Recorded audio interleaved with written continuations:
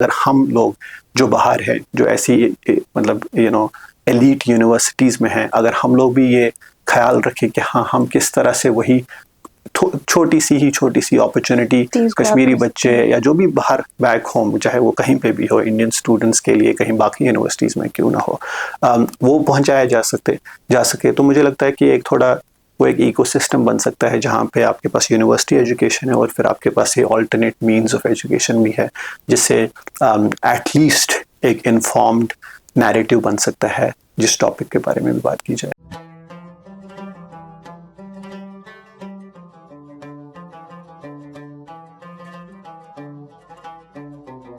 Kashmir live आज की मुलाकात सीजन 6 के इस शुमारे में आप सब नाजरीन का एक बार फिर से इस्तकबाल है। आज के शुमारे में हमारे साथ शामिल है समीर राशिद बट। ये एक रोड स्कॉलर हैं एंड करंटली अपना DPhil पब्लिक पॉलिसी में यूनिवर्सिटी ऑफ ऑक्सफोर्ड से हासिल कर रहे हैं। इसके अलावा he is the founder of project EduAccess and the coordinator of Kashmir Oxford forum at the university of Oxford. तो आज की इस मुलाकात में हम इनसे बातचीत करेंगे और जानेंगे कि कैसा रहा इनका अब तक का सफर। समीर, आपका इस शुमारे में खैर मकदम। बहुत शुक्रिया मुझे बुलाने के लिए। समीर, सबसे पहले आप हमें और नाजरीन को अपने बारे में कुछ बताएं और तालीम कहाँ से हासिल हुई। जी, मैं कश्मीर के अनंतनाग डिस्ट्रिक्ट, इस्लामाबाद के डिस्ट्रिक्ट के गांव में पैदा हुआ था और वहीं मैंने पहले इब्तदाई तालीम हासिल की और उसके बाद मैं श्रीनगर आ गया, जहां मैंने इकबाल मेमोरियल इंस्टीट्यूट से 12th किया। और कन्वेंशनली मैंने भी फिज़िक्स, केमिस्ट्री, बायोलॉजी, मैथ्स लिया था। लेकिन उसके बाद मैं लॉ स्कूल गया और मैंने BA LLB किया गुजरात नेशनल लॉ यूनिवर्सिटी से।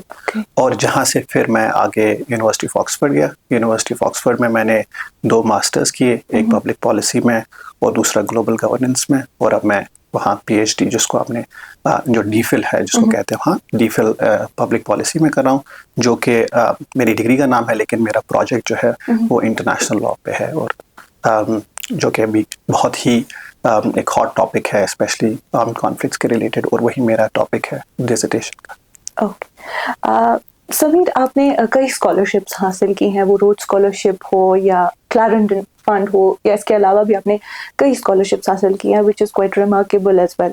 तो मैं पूछना चाहूँगी, how have these grants influenced your academic journey? बिल्कुल, पहले तो रोड स्कॉलरशिप की बात करता हूँ मैं, और वो आप उसके लिए अप्लाई करते हैं जब आप generally towards the end of your undergrad degree होता है और उसका एक एज लिमिट होता है। तो मैं जब लॉ स्कूल के 4th ईयर में था और उसके बाद 1 साल और था, तब मैंने रोड स्कॉलरशिप के लिए अप्लाई किया। ये काफ़ी एक मानी जाती है बहुत प्रेस्टिजियस स्कॉलरशिप, तो उसकी हमारी यूनिवर्सिटी से किसी को अभी तक वो स्कॉलरशिप नहीं मिली थी और कश्मीर वैली से भी किसी को अभी तक नहीं मिली थी जब मैंने अप्लाई किया 2017 में। तो वो स्कॉलरशिप मिलना मेरे लिए बहुत ही वो एक बहुत ही ट्रांसफॉर्मेटिव एक्सपीरियंस था और ट्रांसफॉर्मेटिव अपॉर्चुनिटी थी मेरे लिए, ख़ास तौर पे इसलिए क्योंकि उसकी वजह से मुझे जो प्लेटफॉर्म मिला, चाहे वो यूनिवर्सिटी ऑफ ऑक्सफोर्ड में या उसके बगैर भी, जिस भी एक आपको एक सोशल कैपिटल मिलता है उसकी वजह से, और जिससे मैं फिर आगे हम जब EduAccess की बात करेंगे या कश्मीर फोरम की बात करेंगे, उन सब चीज़ों के लिए मैं काम कर पाया। और वो प्राइमरीली हो पाया इस वजह से क्योंकि मेरे पास एक ऐसा प्लेटफॉर्म था रोड स्कॉलरशिप का या यूनिवर्सिटी का, जिसे वो पॉसिबल हो पाया। और ये जो स्कॉलरशिप है, इससे आप यूनिवर्सिटी ऑफ ऑक्सफोर्ड में पढ़ाई कर सकते हैं 2 से 3 साल तक। आप कोई भी कोर्स, कोई भी मास्टर्स लेवल या PhD प्रोग्राम कर सकते हैं इस पे। तो मैंने 2 मास्टर्स किए और फिर मैंने PhD इसी स्कॉलरशिप पे स्टार्ट किया। और जो दूसरी स्कॉलरशिप आपने मेंशन की वो है क्लैरेंडन स्कॉलरशिप। वो यूनिवर्सिटी ऑफ ऑक्सफोर्ड की इंटरनल एक एकेडमिक स्कॉलरशिप होती है कि जब आप वहाँ अप्लाई करते हैं तो एकेडमिक मेरिट के बेसिस पे वो टॉप कुछ स्टूडेंट्स को वो स्कॉलरशिप अवार्ड करते हैं। तो मेरे PhD के लिए मुझे वो स्कॉलरशिप मिली। अब इन चीज़ों की वजह से एक तो ऑब्वियसली मॉनेटरी जो आपकी हालत होती है, मतलब माशी हालत मेरी कभी ऐसी नहीं थी कि मैं इमेजिन कर सकता था कि मैं यूनिवर्सिटी ऑफ ऑक्सफोर्ड में अपने पैसों से पढ़ूं, और वो भी अब मेरे अभी तक 6 साल हो गए उस यूनिवर्सिटी में, 6 साल तक मैं वहाँ पढ़ूं। और जस्ट गिव सम पर्सपेक्टिव, एक साल में लगभग 40 से 50 लाख रुपए से ज़्यादा एक बच्चे पे खर्च होता है, उनका कोर्स फी, बाकी लिविंग एक्सपेंसेस, और 6 साल में लगभग 2-3 करोड़ मैं कभी ऐसा इमेजिन नहीं कर सकता था। तो ऑब्वियसली वो एक मेन चीज़ है इसकी। वो दूसरी चीज़ ये है कि इसकी वजह से एक ऐसा नेटवर्क मिला मुझे लाइक माइंडेड इंडिविजुअल्स का, और भी यूनिवर्सिटी में मोर जनरली ऐसे बहुत ही स्मार्ट, इंटेलेक्चुअली स्मार्ट और लाइक कॉन्शियस जो लोग हैं पूरी दुनिया से, ना ही कश्मीर से या पूरे मतलब ये सब कॉन्टिनेंट से, बट पूरी दुनिया से। और उनके साथ उठने बैठने का मौका जब मिलता है, और जब आप फिर बातें करते हैं, डिस्कशन करते हैं, डिस्कोर्स करते हैं, तो उससे आपकी खुद की जो थिंकिंग है वो बेहतर हो जाती है। उससे आप दुनिया के बहुत सारी चीज़ों के बारे में आपको जानकारी मिलती है। बट आप अपने जो स्ट्रगल्स होते हैं, या अपना हमारी जो यहाँ सूरत हाल है, कश्मीर में है या इंडिया में है या सब कॉन्टिनेंट में है, उन इश्यूज़ पे आपको एक डिफरेंट पर्सपेक्टिव मिलता है। तो मुझे लगता है एक तो जो ये अपॉर्चुनिटी थी कि मॉनेटरीली उसकी वजह से मेरी स्टडीज़ सपोर्ट हो गई, उसके साथ साथ उसने मुझे एक ऐसा कुछ काम करने को दे दिया, ये पर्सपेक्टिव दे दिया जो मैं मानता हूँ कि बहुत ही वैल्यूएबल रहा है मेरे लिए। तो बोथ पर्सनल लाइफ पे भी और एकेडमिक लाइफ पे भी, कि मैं अभी वहाँ पीएचडी कर रहा हूँ, इंशाल्लाह ये मेरा आखिरी साल है पीएचडी का। तो दोनों जो स्कॉलरशिप्स थी उनकी वजह से ही ये अभी तक पॉसिबल हुआ है। Okay, great. Sameer, project Edu Access की हम बात करें तो वो आपका ही स्टार्ट किया हुआ एक इनिशिएटिव है, तो मुझे बताएं कि उस मुतालिक हमें कुछ बताएं, what is it about and how did you set that up and what impact is it making? जी, मैं पहले बताऊंगा कि ये है क्या और फिर ये स्टार्ट कैसे हमने किया। प्रोजेक्ट एडू एक्सेस एक नॉन प्रॉफिट इनिशिएटिव है जिसके थ्रू हम ऐसे स्टूडेंट्स को जो मार्जिनलाइज कम्युनिटी से आते हैं, चाहे वो कश्मीरीज हों, दलित बहुजन आदिवासीज हों, नॉर्थ ईस्ट इंडिया के बच्चे हों, या इंडियन मुस्लिम्स हों, जो भी मार्जिनलाइज कम्युनिटी से बच्चे आते हैं, उनको सपोर्ट करते हैं। अभी तक हम सपोर्ट कर रहे हैं बच्चों को टुवर्ड्स हायर एजुकेशन अब्रॉड। तो चाहे उनको किसी भी स्कॉलरशिप के लिए अप्लाई करना हो, चाहे किसी भी यूनिवर्सिटी के लिए अप्लाई करना हो दुनिया में, free of cost expert guidance उनको मिलती है, एक्सपर्ट मेंटरशिप मिलती है। और इसमें हमने अभी तक काफ़ी काम किया है, और मतलब बहुत सारे लोग इसमें जुड़े हैं। ये एक ऐसा नेटवर्क है जिसमें अभी हमारे पास 600+ मेंटर्स हैं। और ये सारे मेंटर्स ऐसे हैं जिन्होंने या तो अभी या वो स्टूडेंट्स हैं, ग्रेजुएट स्टूडेंट्स हैं बाहर की यूनिवर्सिटीज़ में, including Oxford, Harvard, Columbia, Cambridge etcetera, या वहाँ से ग्रेजुएटेड हैं।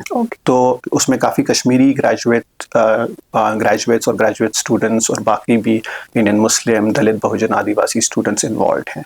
और वो सारे मिलके एक ऐसा एक नेटवर्क बना लिए हैं जिसमें हम बहुत सारे बच्चों को सपोर्ट कर पाते हैं।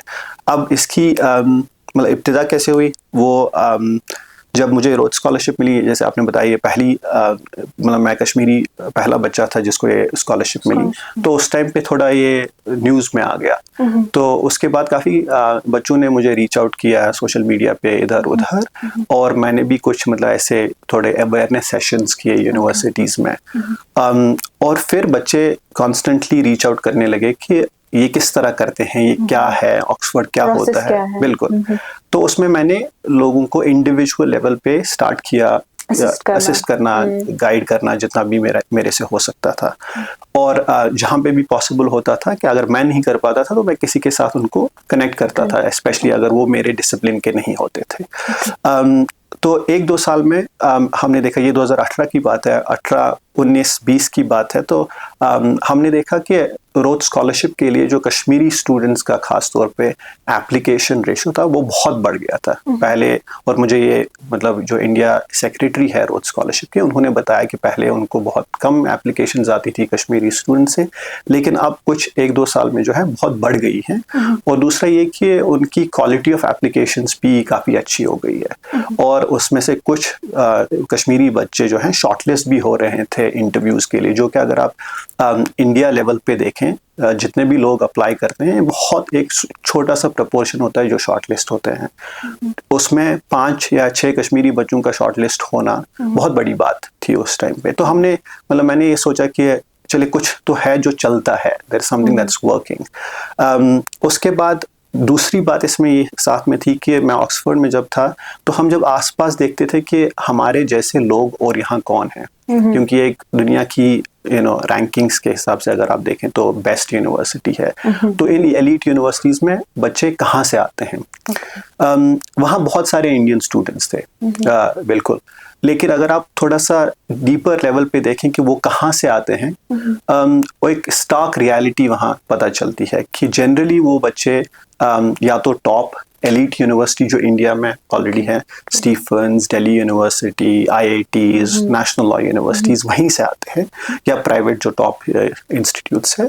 और दूसरा उनका अगर आप वो सोशल बैकग्राउंड देखें तो वो typically upper class, upper caste, जिनको जो एलीट बैकग्राउंड से हैं वही आते हैं। तो जैसे हमने देखा आसपास कि उस टाइम ज़्यादा कश्मीरी नहीं थे, हम 2 कश्मीरी थे उस टाइम पे, इंडियन मुस्लिम हमें लेके 4 थे 2018-19 में, जबकि ओवरऑल आई थिंक जो ग्रेजुएट स्टूडेंट्स की पॉपुलेशन थी वो 400 एंड समथिंग थी, 450।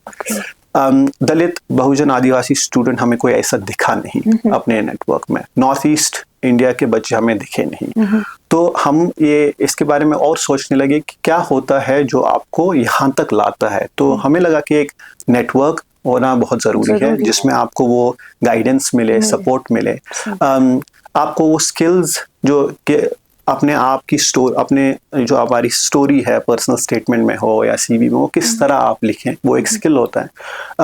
वो उन चीज़ों की कमी थी, तो हमने सोचा कि इसके बारे में कुछ किया जाना चाहिए और फिर हमने प्रोजेक्ट एडू एक्सेस स्टार्ट किया। तो अभी मोस्ट ऑफ हमारा जो काम है वो रहा है हायर एजुकेशन अब्रॉड के लिए, लेकिन पिछले कुछ आई थिंक 6-8 महीनों से हमने थोड़ा पिवट किया है और अब हम कोशिश कर रहे हैं कि इंडिया में खास तौर पे बच्चों को एक ऐसा इकोसिस्टम ऑफ सपोर्ट मिले कि अगर वो किसी भी यूनिवर्सिटी में है, मान लीजिए कश्मीर यूनिवर्सिटी में बच्चा है, उसको शायद उतना इजीली अवेलेबल नहीं है सपोर्ट, करियर काउंसलिंग, इंटर्नशिप्स या एकेडमिक सपोर्ट, रिसर्च डेवलपमेंट, ये सारी चीज़ें उस बच्चे को भी मिलनी चाहिए जो कश्मीर यूनिवर्सिटी में है, जैसे ही वो एक स्टीफन्स के बच्चे को मिलती है।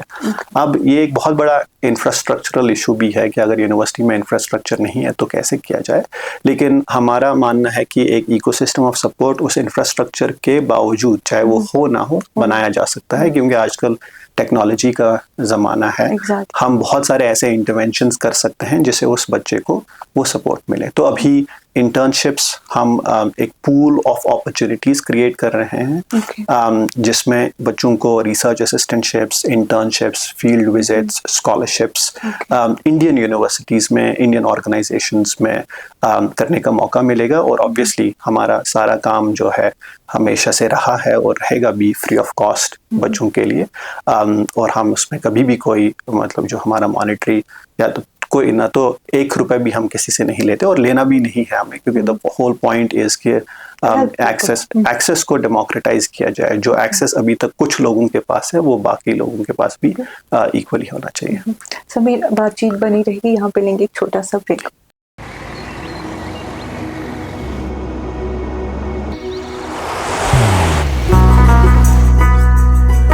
मोहब्बत वही जो दिल से हो, इबादत वही जो दिल से हो, दुआ वही जो दिल से निकल आए, बात वही जो दिल से कही जाए, दोस्त वही पक्का जो दिल से साथ निभाए, रिश्ता वही बेजोड़ जो दिल से जोड़ा जाए। दिल से ही तो होते हैं इरादे चट्टान से, दिल से ही तो बनते हैं घर खाली मकान से। दिल से बनी हर चीज पुश्तों तक चलती है, इसलिए खैबर सीमेंट का जर्रा जर्रा दिल से बना है, ताकि आप जो कुछ भी बनाएं दिल से बनाएं। खैबर सीमेंट, दिल से बनाओ। समीर, आपने टीचिंग में भी काफ़ी वक्त दिया है। आपने लंदन स्कूल ऑफ इकोनॉमिक्स या हर्टफोर्ड कॉलेज में भी एज ए ट्यूटर कुछ वक्त पढ़ाया है, तो मैं पूछना चाहूँगी कुछ कॉम्प्लेक्स कॉन्सेप्ट्स होते हैं जैसे पब्लिक इंटरनेशनल लॉ या ह्यूमन राइट्स थ्योरीज होती हैं। So how do you manage to teach these concepts to diverse students? इसमें दो एक्सपीरियंसेस रही है मेरी। एक एक्सपीरियंस ऐसी जहाँ पे मुझे खुद बहुत सीखना पड़ा है बच्चों से, और वो ख़ास तौर पे है मतलब ऑक्सफोर्ड के अंडरग्रेड बच्चों को पढ़ाते वक्त, जब वो वहाँ का जो सिस्टम है, पेडागोजिकल सिस्टम, वो ऐसा क्लास वाला नहीं है। एक ट्यूटोरियल सिस्टम होता है कि 2 बच्चे या 3 बच्चे ऐसे लिखते हैं, फिर वो आपके साथ 1 घंटा डिस्कस करते हैं उसको। और उसमें जब उनको ऐसे सबमिट करना होता है, जब मैं वो ऐसे पढ़ता था, वो टॉपिक्स ऑब्वियसली मेरी एरिया के होते थे तो मैं इजीली समझ पाता था, लेकिन कुछ उनमें एलिमेंट्स ऐसे होते थे जिनकी वजह से मुझे और रिसर्च करना पड़ता था, जो कि पहले मुझे लगता था कि शायद ज़रूरी नहीं है कि मैं और पढ़ूं इसके बारे में, क्योंकि ऐसा लगता था कि हाँ थोड़ी सी महारत तो है इन टॉपिक्स पे, राइट। तो वो एक बात है कि वो बच्चे इतना अच्छी तरह से, इतना मेटिकुलसली अपने एसेज को रिसर्च करते थे कि they would push me to think and to research further, अपने ओपिनियंस, अपने थॉट्स बनाने के लिए, ताकि मैं उनके साथ फिर 1 घंटा बात कर पाऊँ, जैसे ही वो मेरे साथ बात कर पाएँ। तो वो बहुत ही एक इंटेलेक्चुअली स्टिमुलेटिंग एक्सपीरियंस रही है, और उस मामले में ऐसा ज़्यादा नहीं रहा है एक्सप्लेन करना। It's been more of a dialogue with students कि अगर हम किसी एक इशू पे बात करें, उन्होंने किसी एक चीज़ पे ऐसे लिखा है, तो उस इशू पे हम साथ में बात करें, ट्राई एंड फिगर आउट कि ये कॉन्सेप्ट है क्या, साथ में ट्राई एंड फिगर आउट कि इसका एप्लीकेशन क्या है। तो और दूसरा पहलू जो रहा है इसका, जिसमें थोड़ा ज़्यादा टीचिंग इन्वॉल्व रहती है, जो कन्वेंशनल तरीके में हम पढ़ाते हैं, उसमें आई थिंक मेन चीज़ जो मैं यूज़ करता हूँ कि मुझे लगता है कि काफ़ी नॉलेज जो है, even about slightly technical subjects such as public international law, लोगों को कुछ ना कुछ पता होती है ऑलरेडी। एक कॉमन सेंस के बेसिस पे लॉ बना है, खासतौर पे मेरा डिसिप्लिन जो है वो अ lot of it is based on common sense. तो मैं क्या करता हूँ, मैं पहले टॉपिक स्टार्ट करने से पहले जब क्लास में बच्चों को पूछता हूँ कि इसके बारे में उनको क्या पता है, रैंडम चीज है, और वो मैं जनरली बोर्ड पे या जहाँ पे भी लिख लेता हूँ। जनरल नॉलेज क्या है? बिल्कुल, जनरल नॉलेज उनकी क्या है। और फिर जब मैं अपना लेक्चर स्टार्ट करता हूँ, उसमें काफ़ी ऐसे एलिमेंट्स होते हैं जो बच्चों ने शायद डिफरेंट तरीके में लेकिन ऑलरेडी आइडेंटिफाई किए होते हैं। तो वो उस तरीके से क्या हो जाता है कि बच्चों को ऐसा लगता है कि अरे इतना मुश्किल भी नहीं है। और दूसरा ये कि शायद उनको ऑलरेडी पता है what they need to know is the right vocabulary, कि इसको लॉ की वोकैबुलरी में किस तरह बोलते हैं। अ lot of law is about politics, a lot of law is about common sense. तो ये कॉम्प्लेक्स टॉपिक्स को समझाने में उससे थोड़ी आसानी हो जाती है। डाइवर्सिटी खासतौर पे बाहर के क्लासरूम्स में काफ़ी डाइवर्स ऑडियंस होती है, उसमें ऑफ कोर्स कभी चैलेंजेस ऐसे आते हैं कि different levels, specially English language, के हर कोई बच्चा इंग्लिश स्पीकिंग बैकग्राउंड से नहीं आता है। तो और लॉ अनफॉर्चुनेटली जो जितना भी ज़्यादा हम मतलब हमारा जो काम ज़्यादा रहता है इंग्लिश में ही ऑब्वियसली रहता है, तो उसमें कभी कभार चैलेंजेस आते हैं। बट देन वंस अगेन अगर आप इंडिविजुअलाइज थोड़ा सपोर्ट देने और टाइम दे दे बच्चे को, तो कोई ज़्यादा उतनी मुश्किल होती नहीं है। और बाहर की टीचिंग और पूरा ये पढ़ाई का सिस्टम जो है, अ lot of it is based on आप खुद कितना पढ़ते हैं, मतलब बच्चा खुद कितना पढ़ता है। तो जितना वो बच्चा पढ़ेगा उतना क्लासरूम में एक बेहतर डिस्कशन हो सकता है। फ्लेक्सिबिलिटी रहती है, बिल्कुल फ्लेक्सिबिलिटी रहती है आपको as an instructor, as a tutor. और दूसरा ये कि आप फिर ऐसे एक स्पून फीडिंग वाला सिस्टम नहीं चलाते हैं कि जो मतलब रिवायती तरीके में जो पढ़ाया गया है तो वही आप पढ़ाएं, बिल्कुल सेम चीज़, ऐसा बिल्कुल भी नहीं होता है। हर बारी रिवाइज होती है चीज़ें, हर बारी किसी एक बच्चे ने एक टॉपिक पढ़ा होगा या एक रीडिंग पढ़ी होगी, दूसरे ने दूसरा पढ़ा होगा, तो उसकी वजह से जो है फिर वो एक बहुत ही स्टिमुलेटिंग और एनरिचिंग एक्सपीरियंस हो जाती है। ये है फ़िलहाल। और बाकी मैंने कुछ जो है इंडियन यूनिवर्सिटीज़ में विजिटिंग पढ़ाई कराई है, टीचिंग कराई है। उसमें भी काफ़ी मतलब बहुत ही स्मार्ट बच्चे होते हैं। इंडिया में ख़ास तौर पे क्योंकि अभी भी a lot of it is conventional teaching कि आप पहले लेक्चर दे दें थोड़ा, बट मैं कोशिश करता हूँ जब भी मैं पढ़ाता हूँ कि मैं उसको थोड़ा ब्रेक करूँ।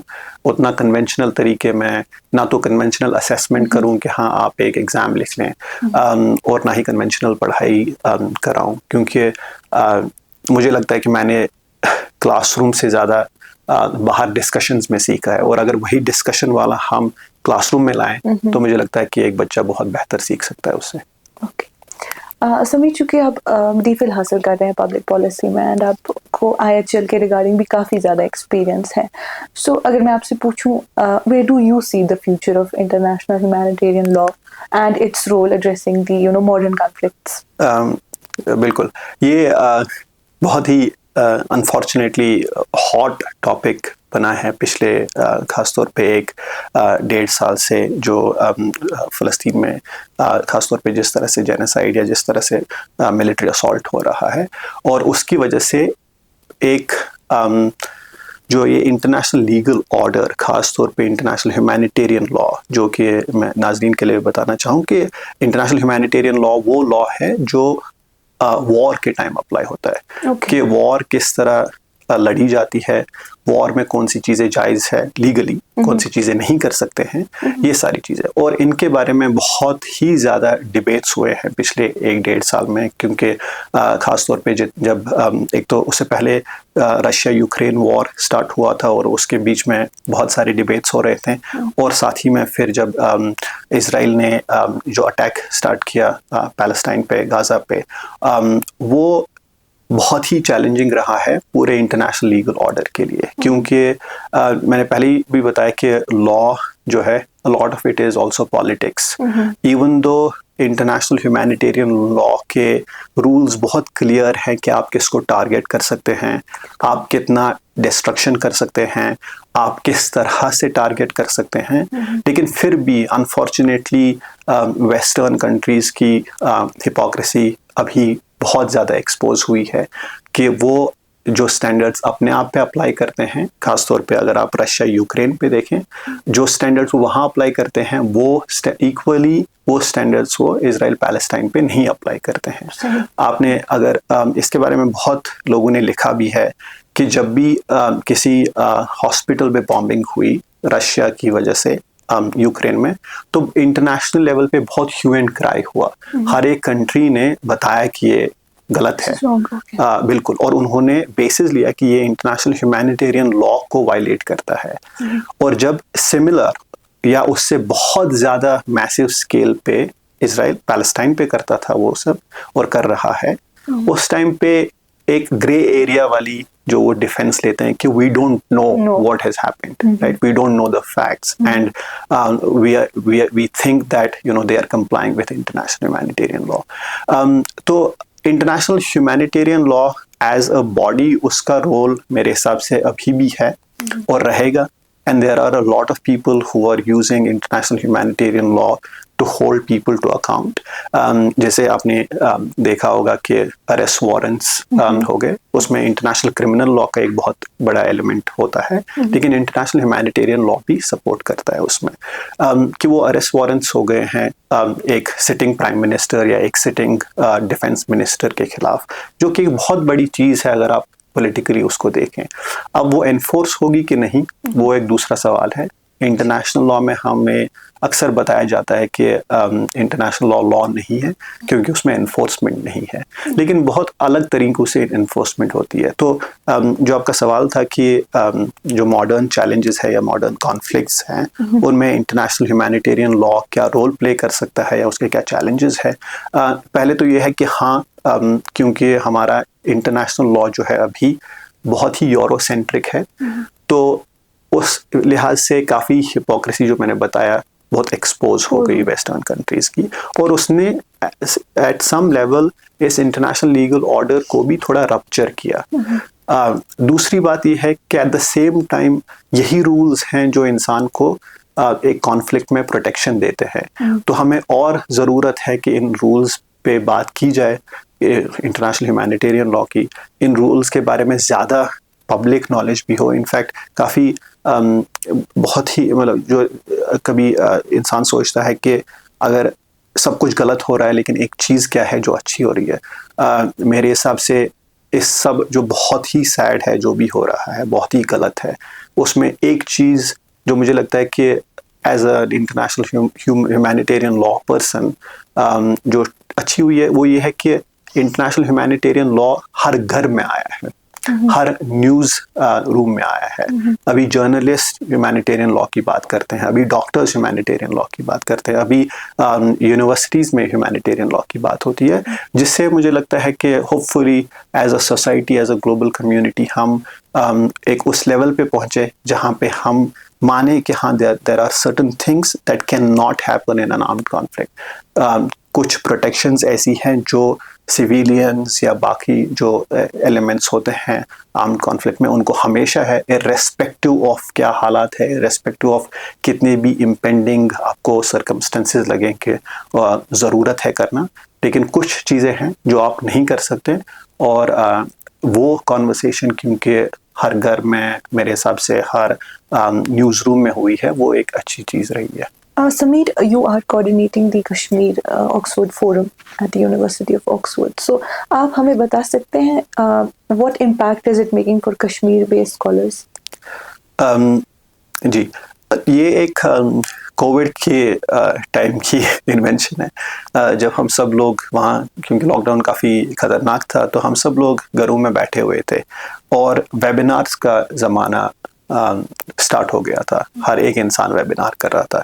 तो हम जितना भी कश्मीर के रिलेटेड काम करते हैं, primarily from an international law and international human rights law point of view, हमने सोचा कि क्यों ना कश्मीरी बच्चों के लिए कुछ ऐसा किया जाए जिससे उनकी इंटरनेशनल ह्यूमन राइट्स लॉ की नॉलेज बढ़ जाए। तो हमने काफ़ी आइडियाज़ ऐसे डिबेट कर लिए और बाद में हम वी स्टार्टेड अ कोर्स। हमने एक ऑनलाइन कोर्स स्टार्ट किया, उसको हमने ऑक्सफोर्ड कोर्सेज के तरीके पे डेवलप किया, डिज़ाइन किया। ऑक्सफोर्ड में 8 हफ्तों की एक टर्म होती है, हमने भी बिल्कुल 8 हफ्तों का कोर्स बनाया और उसमें एक लेक्चर होता है, एक सेमिनार होता है, हमने भी बिल्कुल उसी तरह से उस कोर्स को बनाया। और हमने कोशिश ये की कि उसमें हम लोग ना बोलें ज़्यादा, हम उसमें एक अपॉर्चुनिटी दे दें कश्मीरी बच्चों को ख़ास तौर पे, या बाकी जो भी इंटरेस्टेड हैं इस टॉपिक पे, कश्मीर और ह्यूमन राइट्स पे बात करने के लिए, उनको अपॉर्चुनिटी मिले उन एक्सपर्ट से सुनने का जो उस टॉपिक पे जिन लोगों को उस टॉपिक पे महारत है, या जिन लोगों से हम पढ़ते हैं या सुनते हैं अपनी यूनिवर्सिटीज़ में। तो हमने ऐसे ही, और ये भी एक बहुत प्रिविलेज्ड पोजीशन है कि हमारे यूनिवर्सिटी ईमेल से, जो ऑक्सफोर्ड का ईमेल है, उससे हमने कुछ लोगों को इनविटेशंस भेजी कि आप क्या ये लेक्चर दे देंगे, आप हमारे लिए ऐसा कर सकते हैं। और मुझे लगता है कि अगर मैंने वो जीमेल या 2 साल पहले या 3 साल पहले अपने अकाउंट से भेजा होता तो शायद ही रेस्पॉन्स आ जाता। और यही होता है वो प्रिविलेज कि आप इन जगहों पे, इस तरह की प्रिविलेज होती है जो आप समझ भी नहीं पाते हैं। और बाकी लोगों ने वहाँ से जिनको हमने रीच आउट किया, they were all very happy कि हाँ, this sounds great, let's do this।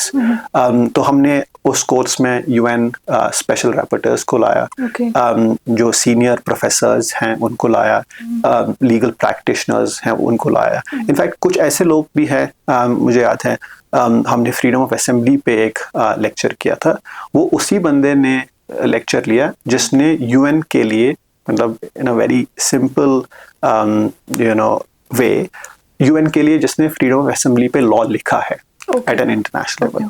तो कश्मीरी बच्चों को उस इंसान के साथ इंटरैक्ट करने का मौका मिले, ये हमारे लिए बहुत एक खुशी की बात थी। तो हमने वो कोर्स किया, जिसकी वजह से हमें लगता है कि बहुत ही अच्छा इम्पैक्ट था, specially at an educational level, कि लोगों को समझ आया कि इंटरनेशनल ह्यूमन राइट्स लॉ किस तरह अप्लाई होता है कश्मीर में।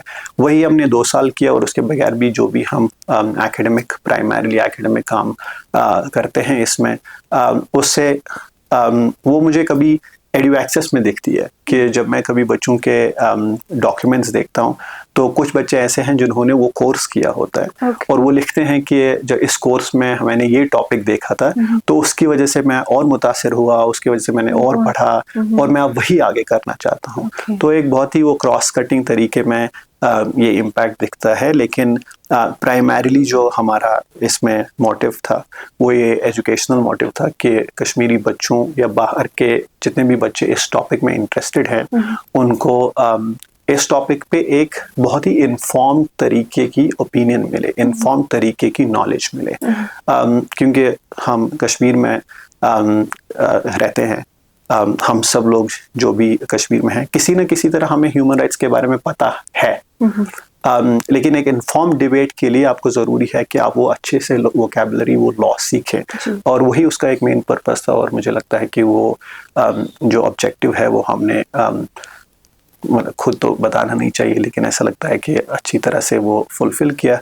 और आगे भी जब हम उस पर काम करेंगे तो बहुत ही एकेडमिक तरीके में, एजुकेशनल तरीके में करेंगे, और यही मेन ऑब्जेक्टिव रहेगा कि जो हमें लगता है यूनिवर्सिटीज़ में एजुकेशन लैकिंग है, चाहे वो ह्यूमन राइट्स लॉ पे हो या कश्मीर पे हो, वो हम थोड़ा ऑल्टरनेट तरीके से बच्चों तक पहुंचाएं। मुझे इस बात से काफ़ी खुशी होती है कि बहुत सारे प्रोफेसर्स इवन कश्मीर यूनिवर्सिटी में भी, बाकी भी, despite a lot of challenges कोशिश करते हैं कि अपने बच्चों को जो है इंटरनेशनल या नेशनल लेवल पे अपॉर्चुनिटीज़ के साथ एक्सपोज किया जाए, और वो बहुत अच्छी चीज़ है। उसके साथ साथ अगर हम लोग जो बाहर हैं, जो ऐसी मतलब एलीट यूनिवर्सिटीज़ में हैं, अगर हम लोग भी ये ख्याल रखें कि हाँ, हम किस तरह से वही छोटी सी अपॉर्चुनिटी कश्मीरी बच्चे या जो भी बाहर बैक होम, चाहे वो कहीं पे भी हो, इंडियन स्टूडेंट्स के लिए कहीं बाकी यूनिवर्सिटीज़ में क्यों ना हो, वो पहुँचाया जा सके। तो मुझे लगता है कि एक थोड़ा वो एक इकोसिस्टम बन सकता है जहाँ पे आपके पास यूनिवर्सिटी एजुकेशन है और फिर आपके पास ये ऑल्टरनेट मीन्स ऑफ एजुकेशन भी है, जिससे एटलीस्ट एक इन्फॉर्म्ड नैरेटिव बन सकता है जिस टॉपिक के बारे में भी बात की जाए। ग्रेट।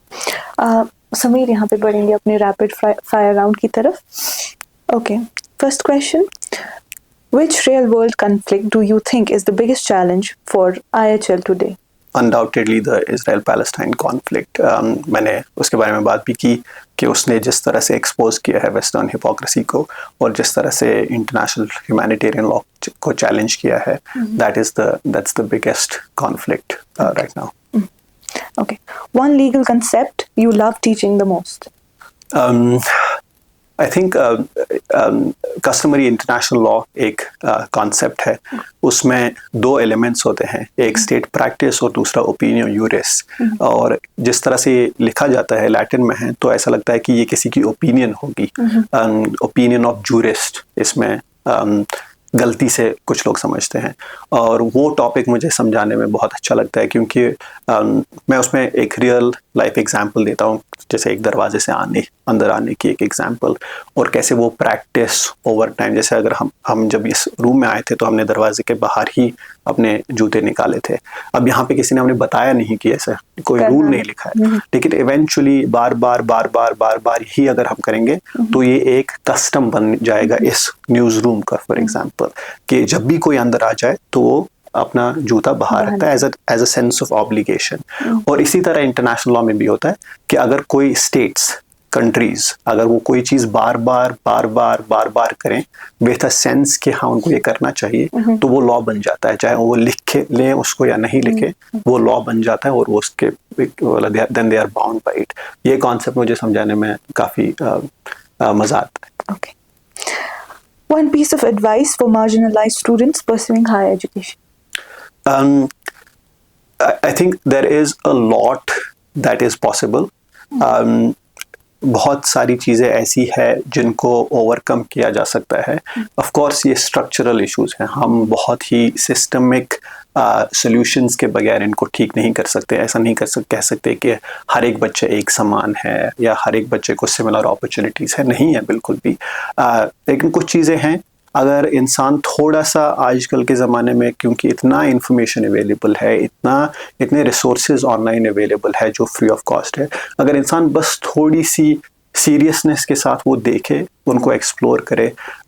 तो there are a lot of things that are possible. मैं बस एक यहाँ पे एग्जांपल देना चाहूँगा। हमारी एडू एक्सेस में एक कश्मीरी स्टूडेंट है जिसने कश्मीर यूनिवर्सिटी से ही, मतलब कश्मीर यूनिवर्सिटी के कॉलेजेस, एफिलिएटेड कॉलेजेस से बैचलर्स किया, कश्मीर यूनिवर्सिटी से भी मास्टर्स किया। कोई बाहर का ऐसा कोई एक्सपीरियंस नहीं था, और अभी ऑक्सफोर्ड में एक फुली फंडेड स्कॉलरशिप पे मास्टर्स कर रही हैं। और वो इसीलिए जब भी मैं उनको देखता हूँ तो मुझे लगता है कि वो कितनी सीरियस है अपने काम के रिलेटेड, कि जितने भी रिसोर्सेज थे उन्होंने वो सीरियसली देखें। अदरवाइज उनको ऐसा कोई स्टीफन्स या नेशनल लॉ यूनिवर्सिटी या आईआईटी की कोई प्रिविलेज नहीं थी। उनके पास भी सिमिलर ही सर्कमस्टांसेस थे, और वो एक लड़की है तो और भी ज़्यादा चैलेंजेस थे उनके लिए ऑब्वियसली। तो उन्होंने अगर उन चैलेंजेस के बरक्स, मतलब despite all of those challenges, उन्होंने ये कुछ चीज़ें सीरियसली देखी और एक्सप्लोर की, and she is now at Oxford, and I am very confident कि वो जिस टॉपिक पे काम करती हैं उस पे एक एक्सपर्ट बन जाएंगी। और ना ही सिर्फ कश्मीर या सब कॉन्टिनेंट पे वो एक कंट्रीब्यूशन कर सकती है, but at an international level वो इंशाल्लाह कंट्रीब्यूट कर सकती है। So it just a matter of sometimes being a little serious about whatever it is that you wish to explore, and then there are plenty of opportunities available. Okay. If you could rewrite one rule in international humanitarian law, which one would it be? My God, that's the most difficult question. I think as such,